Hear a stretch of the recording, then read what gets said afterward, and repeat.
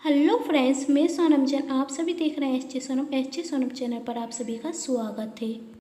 दोस्तों, आज की कहानी है वक्त सबका बदलता है, गरीब और अमीर दोस्त की कहानी आखिरी तक जरूर देखिएगा क्योंकि ये कहानी आप सभी को बहुत पसंद आने वाली है। कहानी शुरू करें उसके पहले कर दीजिए चैनल को सब्सक्राइब, क्योंकि जब भी मैं लेकर आऊँ नई नई कहानियाँ तो आप सभी को पता चल सके। और वीडियो को लाइक एंड शेयर करना बिल्कुल नहीं भूलिएगा, इससे मुझे मिलती है नई नई कहानियाँ लिखने के लिए प्रेरणा। और कमेंट्स भी ज़रूर किया कीजिएगा कि आप सभी को मेरी कहानियाँ कैसी लगती हैं। तो चलिए कहानी शुरू करते हैं। प्रताप शहर के बड़े बिजनेसमैनों में से एक था, लेकिन बहुत घमंडी था। उसे अपने पैसे वाले होने पर बहुत घमंड था और अपने से छोटे गरीब लोगों से कभी भी अच्छे से बात नहीं किया करता था। आज प्रताप का घर का नौकर जब काम कर रहा था तो उससे एक कीमती फ्लावर पॉट टूट जाता। प्रताप उस पर चिल्ला कर कहता, तुझे पता भी है इस फ्लावर पॉट की कीमत कितनी है? अब इसके पैसे तेरी तनख्वाह में से काटे जाएंगे। वही नौकर कहता, साहब हम गरीब व्यक्ति हैं, जैसे तैसे अपने घर का गुजारा करते हैं। हम गरीब आदमी हैं, हमसे गलती हो गई, हमें माफ़ कर दीजिए। प्रताप उससे कुछ और कहने वाला था, तभी प्रताप की पत्नी संजना वहां आती और कहती है, आप जाने दीजिए, आपको ऑफिस जाने में देर हो रही है, हम बात कर लेंगे। प्रताप ऑफिस के लिए चला जाता। प्रताप के घर का नौकर कहता, मैडम गलती से टूट गया, हम इसके पैसे नहीं चुका पाएंगे। प्रताप की पत्नी संजना कहती, गोपाल आपको पैसे चुकाने की कोई ज़रूरत भी नहीं है। प्रताप थोड़े गुस्से में थे, इसलिए कुछ ज़्यादा ही गुस्सा हो गए। प्रताप जहाँ पैसों पर घमंड करता था, वहीं संजना को पैसों पर बिल्कुल भी घमंड नहीं था और वह सबको बराबर ही समझती थी। अपने से छोटे हों या गरीब, सबसे अच्छे से ही बात करती थी। वह प्रताप को भी समझाती थी कि हमें सबके साथ समान व्यवहार रखना चाहिए। कौन पैसे वाला है और कौन गरीब है, यह देखकर हमें उसके साथ व्यवहार नहीं करना चाहिए। हर इंसान एक ही समान होता है और हर इंसान से प्रेम से ही बात करनी चाहिए। वह तो अपने अपने कर्मों की बात है कि कौन अमीर है कौन गरीब, पर हमें भेदभाव नहीं करना चाहिए। और वैसे भी कर किसने देखा है? आज जो गरीब है वह कर पैसे वाला भी तो हो सकता है। और यदि भगवान ने हमें पैसे दिया है तो दूसरों की मदद करने के लिए, यदि हम किसी गरीब के काम आ सकते हैं तो यह तो हमारे लिए खुशी की बात होगी। यदि आप गरीबों की मदद नहीं कर सकते तो कम से कम उनसे अच्छे से बात तो कीजिए। लेकिन प्रताप को संजना की बातों का कोई फर्क नहीं पड़ता और वह संजना पर ही गुस्सा हो जाता। कहता, तुम मुझे ज्ञान मत दिया करो और तुम अभी कुछ भी नहीं जानती हो। यह दुनिया सिर्फ पैसों की ही इज्जत करती है। जिसके हाथ में पैसे होते हैं उससे ही हर व्यक्ति अच्छे से बात करता है। आज के ज़माने में पैसा ही रिश्तेदार है, पैसा ही दोस्त है और पैसा ही इज्जत देता है। इसलिए ज्ञान की बातें तो तुम मुझसे क्या ही मत करो। जिसके पास पैसे नहीं होते उसकी यह दुनिया इज्जत भी नहीं करती। और वही गरीब है तो वही उनकी गलती है, हमारी नहीं कि हम उनसे अच्छे से बात करें। और मदद तो आज के ज़माने में किसी की करनी ही नहीं चाहिए। हम यदि किसी की भी मदद करते हैं तो हमें बदले में धोखा ही मिलता है। आज के ज़माने में किसी की मदद नहीं करनी चाहिए। याद रखना, जब इंसान के पास पैसा हो जाता है तो वह फिर भूल जाता है किसी ने कभी मेरी मदद भी की थी।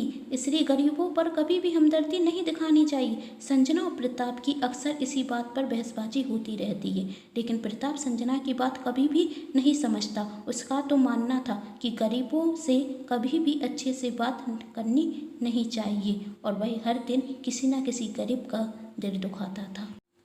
आज फिर प्रताप के घर के नौकर ने जब उससे कहा, साहब 2 दिन की छुट्टी दे दीजिए, पत्नी को मायके छोड़ने जाना है, वही गर्भवती है, यहाँ पर कोई नहीं है उसका ख्याल रखने के लिए, उसे मायके छोड़कर आ जाऊँगा। प्रताप ने कहा, यदि तुमने 2 दिन की छुट्टी दी तो तुम्हारी 10 दिन की तनख्वाह काटी जाएगी। कहकर प्रताप वहाँ से चला जाता। यह सब प्रताप का बेटा भी देख रहा था और वही भी अपने पिता की ही तरह गरीबों की इज्जत नहीं करता था। वह सिर्फ पैसे वाले लड़कों से ही दोस्ती करता था। गोपाल दुखी होकर घर के काम करने लगता। तभी संजना अपने घर के नौकर गोपाल से कहती, गोपाल, तुम्हें 2 दिन की छुट्टी चाहिए ना, तो तुम चले जाओ और कुछ पैसे भी रख लो, आगे काम में आएंगे। गोपाल, मैम साहब आप सच में बहुत अच्छी हैं, बस 2 दिन में पत्नी को मायके छोड़कर आ जाऊंगा। संजना ने कहा, तुम्हारा बड़ा बेटा भी है, वही भी तो जाएगा। गोपाल ने कहा, नहीं मैम साहब, उसके स्कूल चल रहे हैं, इसलिए वही नहीं जा पाएगा। अच्छा ठीक है, पैसे ले लो और जाओ। तभी संजना का बेटा संजना से कहता, माँ, पापा ने अभी कहा था कि गरीबों की मदद नहीं करनी चाहिए, फिर आप इस गोपाल की मदद क्यों कर रही हैं? संजना अपने बेटे पर चिल्ला कर कहती, गोपाल नहीं, गोपाल काका कहो, वही तुमसे कितने बड़े हैं और मैंने तुम्हें सिखाया है कि अपने से बड़ों से अच्छे से बात की जाती है, इस तरह से नहीं। संजना का बेटा कहता, लेकिन पापा तो कहते हैं कि हमें गरीबों से अच्छे से बात नहीं करनी चाहिए। संजना अपने बेटे को दांत कर वहाँ से भगा देती है और सोचने लगती है, प्रताप का सर तो मेरे बेटे पर भी पड़ने रखा है, वह भी अपने पिता की तरह गरीबों से कभी भी अच्छे से बात नहीं करता और मैं अपने बेटे को बिगड़ते हुए नहीं देख सकती। अब मुझे कुछ करना होगा जिससे मेरा बेटा सुधर जाए और प्रताप भी सबको एक समान ही समझे। आखिर कोई तो वजह होगी जिस वजह से प्रताप गरीबों से नफरत करते हैं, वरना मेरे प्रताप ऐसे नहीं हो सकते। इतना तो मैं उन्हें समझ सकती हूँ।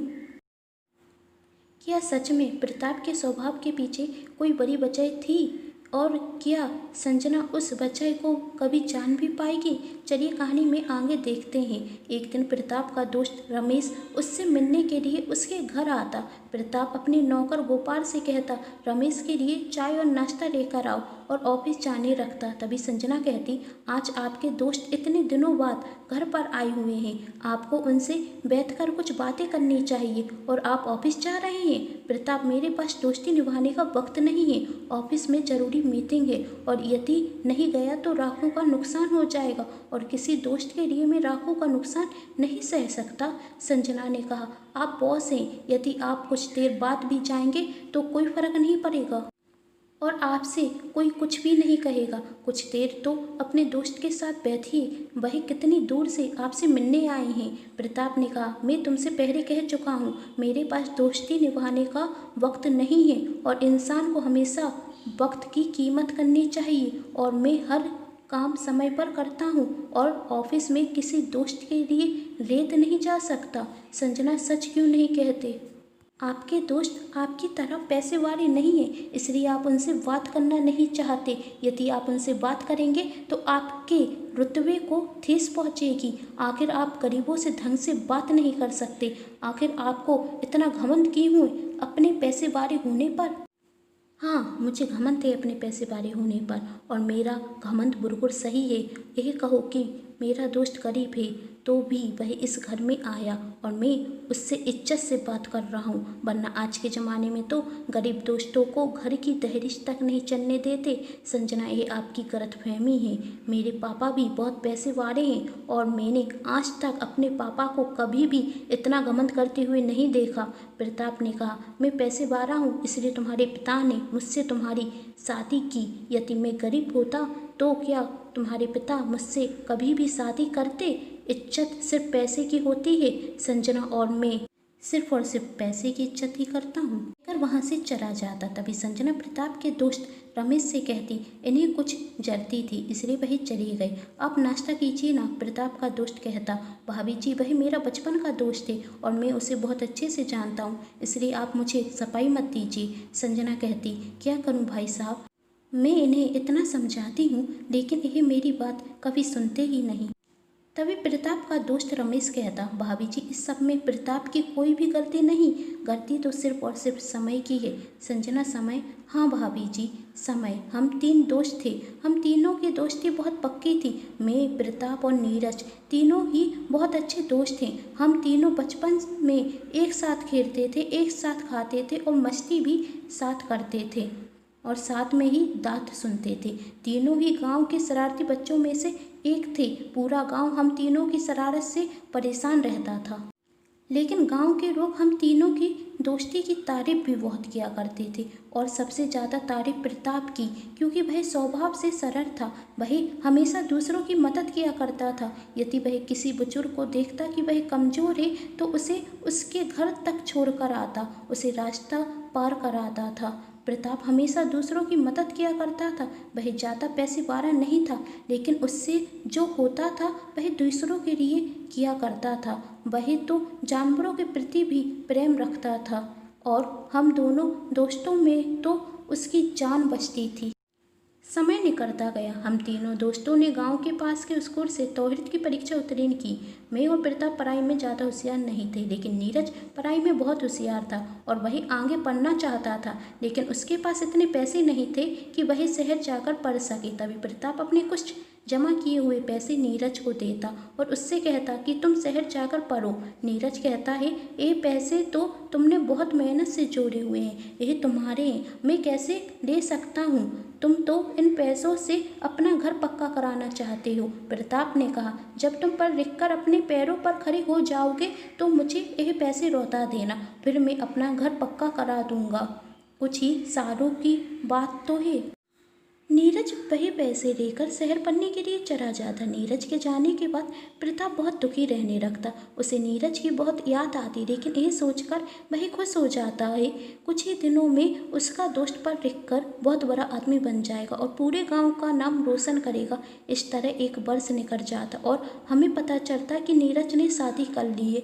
हमें यह सुनकर बहुत दुख होता है कि नीरज ने शादी कर ली है और हमें बुराया भी नहीं। तभी प्रताप कहता, शायद उसकी कोई मजबूरी होगी, लेकिन हम तो उसके दोस्त हैं, चलो शहर जाकर उसे बधाई देकर आते हैं। मैं और प्रताप नीरज को बधाई देने के लिए शहर जाते।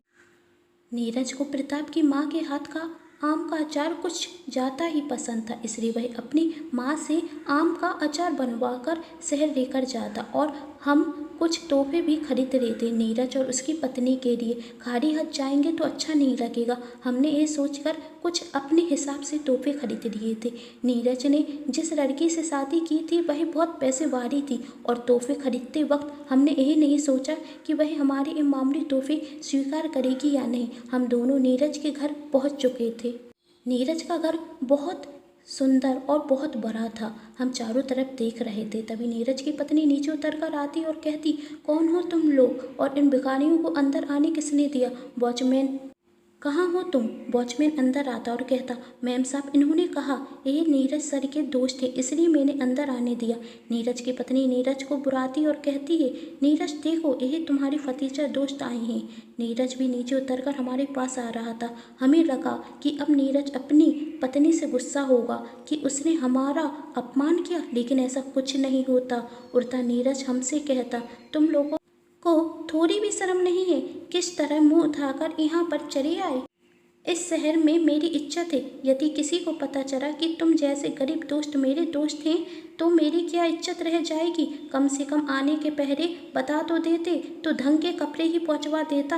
यह देखो कितने बेकार कपड़े पहनकर आ गए। मेरी तो पूरी नाक कटाती। हमारे घर के नौकर इस तरह के कपड़े नहीं पहनते जैसे तुम लोग पहनकर आए हो। यह कोई गांव नहीं है, किसी के घर पर मुंह उठाकर चले आए। किसी के घर पर आने के पहले बताया जाता है। हमें तो लग रहा था कि नीरज जब हमें देखेगा तो खुशी से पूरा नहीं समाएगा, लेकिन ऐसा कुछ भी नहीं हुआ।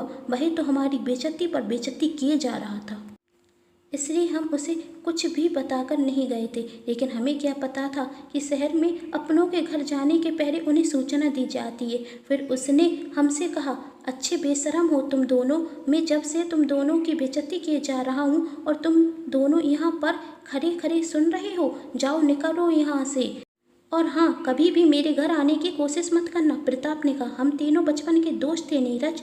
नीरज ने कहा, दोस्ती बराबरी बालों में की जाती और तुम दोनों मेरी बराबरी के नहीं हो। मैं इस शहर का नामी पैसे वाला हूँ, तुम्हारी तरह कोई गरीब नहीं। अब निकलो यहाँ से। तभी नीरज की पत्नी बोली, ए तुम दोनों ने क्या किया? मेरे इतने महंगे सोफे पर ये तेल का डिब्बा रख दिया। प्रताप ने कहा, उसमें आम का अचार है, नीरज को बहुत पसंद है, माँ से बनवा कर लाया हूँ। तुम्हारी 2 कौड़ी के अचार के कारण मेरा राखों का सोफा बेकार हो गया। आम के अचार की कांच की बन्नी फेंकते हुए बोली, वहाँ सिर्फ कांच की बन्नी के टुकड़े नहीं हुए थे, हमारे दिल के भी टुकड़े हो चुके थे। कांच की बन्नी के साथ हमारी दोस्ती भी टूट चुकी थी। और एक यहाँ है, एक घटिया से तोहफे भी लेकर आए होगे तुम ही दोनों। एक तोहफे हमारे लिए लेकर आए हो? तुम दोनों की औकात क्या है हमें तोहफे देने के लिए? नीरज की पत्नी कह रही थी। नीरज ने कहा, तुम दोनों तो मेरी बेइज्जती पर बेइज्जती करा रहे हो। यहाँ पर एक तोहफे लेकर आए हो हमारे लिए। एक घटिया सी साड़ी मेरी पत्नी पहनेगी और एक कपड़े मैं पहनूंगा। तुम दोनों सोच भी कैसे सकते हो। लो पकड़ो ये तोहफे और निकलो यहाँ से।